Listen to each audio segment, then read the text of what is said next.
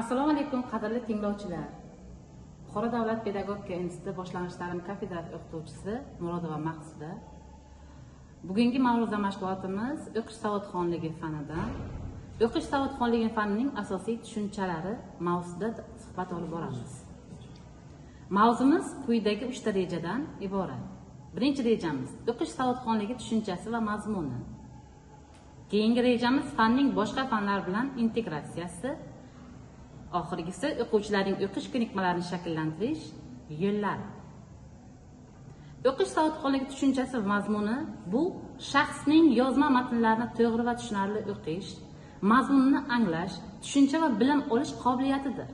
Bu faqatgina harflarni tanib olish yoki o'qish tezligi emas, balki o'qilgan matn mazmunini tushunish va uni hayotiy vaziyatlarda qo'llay olish hamdir. O'qish savodxonligining ahamiyati bola hayotida qanday? Bilim olish va o'zini rivojlantirish uchun asosiy tushuncha, muammolarni hal qilish, qaror qabul qilishga yordam beradi. Bola shaxsining ijtimoiy va madaniy hayotda faol bo'lishini ta'minlaydi. O'qish savodxonligi fani boshqa fanlar bilan ham integratsiya bo'ladi. Ikki turga bo'linadi: integratsiya, tashqi integratsiya va ichki integratsiya. Tashqi integratsiyaga fanlar aro bog'lanish bo'lsa agar, ichki integratsiyada mavzular aro bog'lanish yuzaga keladi. O'qish savodxonligi ta'limida integratsiyaning o'rni qanday? Ta'limda integratsiya o'quvchilarga fanlarni yakkama-yakka emas, balki tizimli ravishda o'rganishga yordam beradi. Ular orasida bog'lanishlarni ko'rsatadi va o'rganishni yanada qiziqarli hamda samarali qiladi.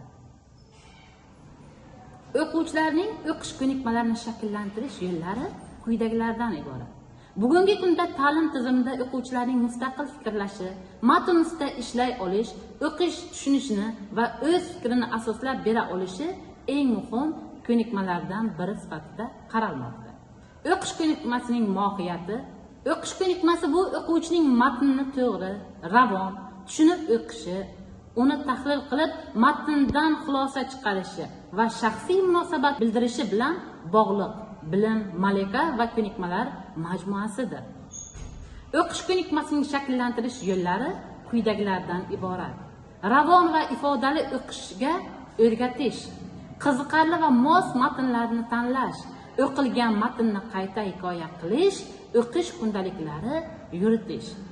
Endi qiziqarli va mos matnlarni tanlash deganda biz o'quvchi yoshiga mos bo'lgan qiziqarli matnlarni o'qituvchi tomonidan tanlab o'qitilishi, o'qilgan matnlarni o'quvchi qayta hikoya qilib berishi va har kunlik o'qigan matn, hikoya ertagini bir kundalik ochib qayd qilib borishni nazarda tutamiz. E'tiboringiz uchun rahmat.